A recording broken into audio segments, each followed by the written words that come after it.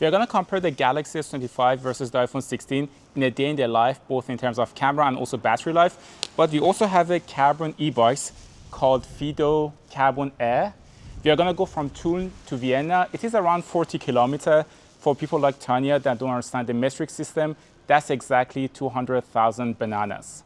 We packed our stuff in the morning and Tanya is riding a normal bike while I ride an e-bike. The e-bike I'm riding today is the Fiido Air carbon fiber. It weighs only 13.7 kilograms and has a nice looking frame. It features torque sensor technology, which measures the amount of force the rider applies to the pedals and then adopts the motor's assistance accordingly. It also has hydraulic brakes. It is a single-speed bike with gates belt drive, so you don't need to oil the chain, which is neat. You can unlock the motor with a fingerprint scanner. Generally speaking, the bike is minimalistic, no screen and no visible wires. The battery is also integrated into the body. As a disclaimer, Fiido sent me this review unit, but since the video is not sponsored, they don't have any say in this review. I put both phones to track our activity using an app called Komoot, so the GPS tracking will be on the whole day. So, do you know where we're going? So we are now going to the center of Tulln.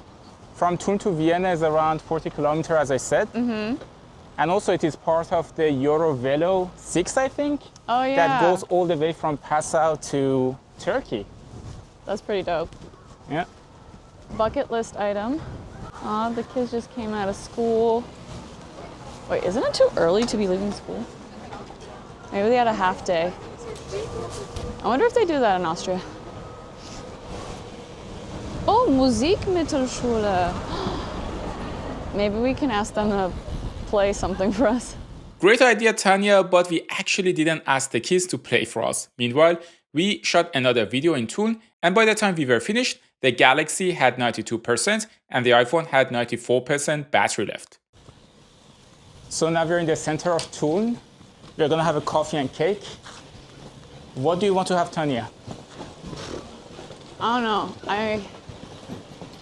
Ice cream, maybe? Ice cream, yeah.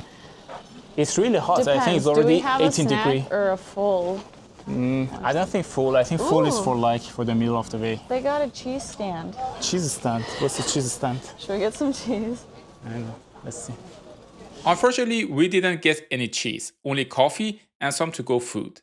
By the time we were finished, I started GPS tracking again, and it was already 13 o'clock. Now we are trying to go from Tulln to Vienna. There are 3 assists on this bike. There is this normal one that I'm like pedaling right now. There is no assist. Then I can go to the normal mode. Of course, I'm gonna go a bit faster. There's also a sport mode that I can go much faster. The bike has a very nice feel to it. The seat is really nice. It is Velo, quite a famous brand. The brakes works well. They are sharp, both the front one and also the back one. They are both disc brakes, of course. You really need that disc brake if you are using an electric bike, because you can go very fast. Right now, I'm not using any assist, but I can easily put it on level 1 assist, which makes me go faster. It was midday when we finally left Tulln after shooting 2 videos about the Canon V1, which are already on the channel. A lot of people say that using an e-bike is cheating, but the thing that they don't consider is that you can go longer distances. For example, today I was not feeling quite well, and if I had to go this 40 kilometers with a normal bicycle, I would probably get sick or something. But with the electric bike, I don't pedal that hard. Also, I'm not gonna sweat that much. And that's the big difference, especially when I want to go to work. I have a commute around 10 kilometers. And usually with a normal bike, I sweat like a pig by the end of it. But with the e-bike, it's much better. Also, like, if you consider most people use a car or at most a public transport, using an e-bike is quite some work, you know. The route that we are doing goes all the way from Passau in Germany to Turkey, believe it or not. It goes all the way from Danube and connects many European countries together. And it's one of my favorite routes in Austria in general. The reason is that it is quite flat and you don't need to pedal that much or that hard. especially with electric bike, but also with a normal bike. The ride is also very nice. It is quite comfortable. They are using Velo, which is a nice brand for the seat. It is French word for cycling. The pedals also feel very comfortable. I didn't feel like I need to change them. I usually change the pedals to a flat pedal that I just buy from Amazon for like 50 bucks or something. But this one is good enough. Okay, Tanya is staying here. Let's see what's going on. Tanya, sup? It is around 2 p.m. and Tanya stopped to have some snacks. In her defense, we still haven't had proper lunch. We still have some way to go, but both the phones and the bike are going strong. One very interesting thing that I just noticed is that I kind of get cold when I'm on the electric bike because I'm not working as hard, and you definitely need more layers. Like normally, if I was just on a bike, I needed a thin layer because your body is burning calories. But right now, I know, I'm a bit cold. How about you, Tanya? I am perfectly warm. Yeah, but she's wearing a thick jacket. So I just saw a road bike passing by me and I'm trying to catch a road bike. Let's see if I can do that. It's going really fast. Probably it's like 40 kilometers per hour. 36 kilometers per hour, 37 kilometers per hour, 38 kilometers per hour. I can do it. I can do it. Let's go. I in fact could not do it because after 37 to 38 km per hour, I started ghost pedaling and the road bike was probably going faster than 40 km per hour. So one problem that I have with this e-bike is that I cannot really see what level of assist I'm right in. Is it green? Is it orange? Is it blue? And that's the problem. But honestly, that's the only complaint that I have. So we almost did 15 kilometers with the average speed of 20 kilometers per hour. Right now, the Galaxy S25 is at 80% and iPhone is at 81%. Now we're gonna do something very stupid. We are gonna put the phones on 4K and on the ultra wide angle on the neck mount. I have one for the Galaxy and Tanya has one for the iPhone. Let's go. We continue our way along the Danube route towards Vienna while the phones were attached to our necks. Both phones had similar battery life and the Fiido Carbon Air was also going strong. The advertised range of the Fiido is around 50 to 60 kilometers in perfect conditions and we were riding in exactly those conditions since the route to Vienna is completely flat. We saw a nice area to rest, have a snack and water break and take some pictures. The Galaxy is now at 72%, while the iPhone is at 70%. I took a picture of this random castle. That's one of my favorite buildings, as it indicates we are halfway to Vienna. The Galaxy has the telephoto lens, the iPhone 16 lacks, so you can take better zoom pictures. We packed our stuff after Tanya finished her food, and I took enough pictures with my new camera before we started cycling back towards Vienna. Right now, the Galaxy has more juice in it compared to the iPhone, and the gap is starting to widen. I'm logging the data by the way with an app on both phones, but that should barely use any extra battery since it is just reading the battery level every few minutes. So now we are just 10 kilometers away from Vienna, and right now the Galaxy has 58% battery left and iPhone has 52% battery left. I think we did around 1 hour of 4K video recording with both phones, maybe a bit less, 45 minutes. We are gonna continue to Vienna. There's also something that I forgot to mention. There's a smartwatch coming with the e-bike. You can also use it to unlock your bicycle or change the speed and stuff like that. Also, it has heart rate and very basic functionalities that you see on any smartwatch. One nice thing about the bike is that it doesn't have additional gears. I personally prefer it in Vienna because it is quite flat. I don't really need any extra gear. But if you live in a hilly area, maybe you want to get a bike that has gears too. I personally don't care, as I said. The other thing about just having one gear is that you don't need to maintain the shifts and all of that. And basically that's the design that they went for. It is kind of like if Apple was designing an e-bike, right? There is no screen, almost zero maintenance, nothing needs to be done.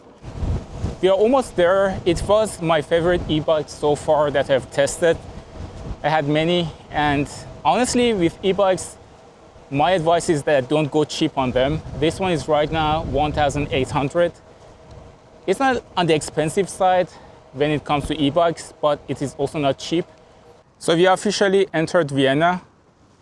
There is a very nice bridge here. It is my commute on a daily basis. I think we are around 5 kilometers away from my place, right? And maybe 7 kilometers from... Do you know what is a kilometer? Sort of.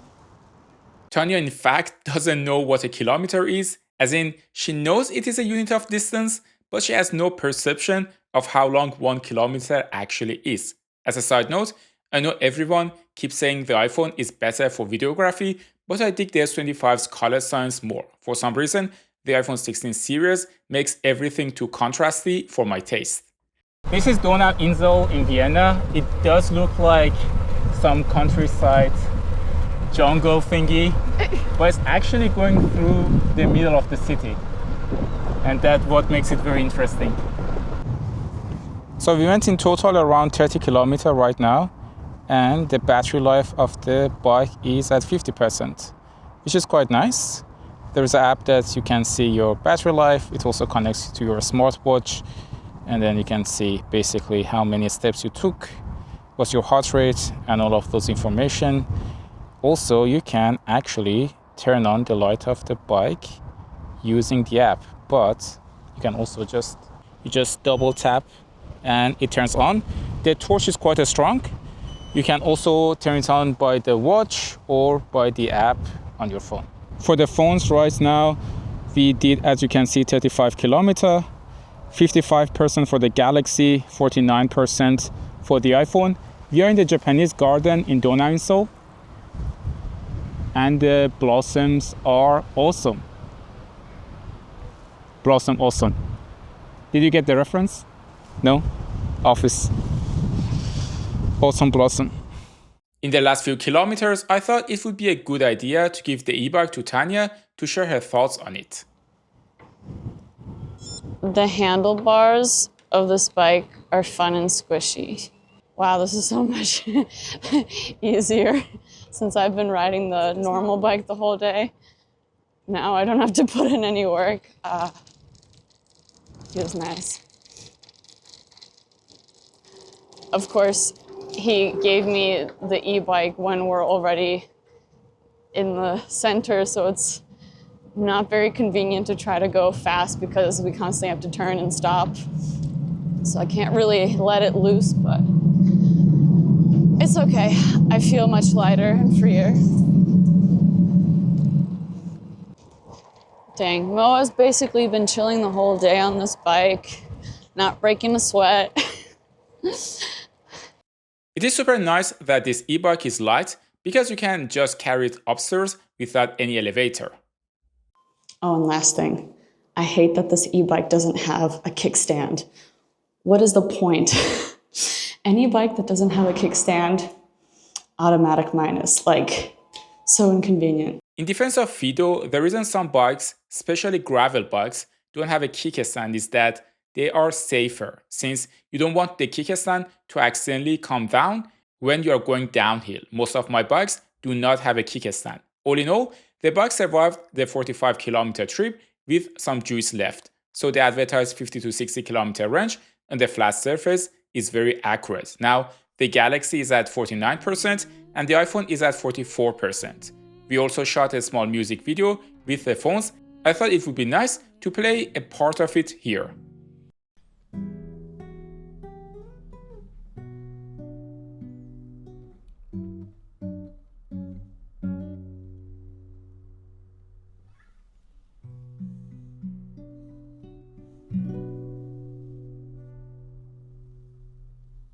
By the end of the day, the Galaxy had 30% battery left and the iPhone had 25%. Since this is a battery drain test too, I left the phones on 5G overnight, and when I woke up, the S25 had 21% and the iPhone had 16% battery left. I then played some YouTube and used the camera to drain one of them to 0. I then realized the iPhone 16 was out of juice in time, but when I arrived at the scene, the Galaxy had 12% battery left and won the battery drain test. Maybe you'd be interested to see a comparison of the S25 versus the Pixel phone in a day in the life video. In that case, you can watch this video next. Thanks for tuning into Techmo, and I will see you in the next one.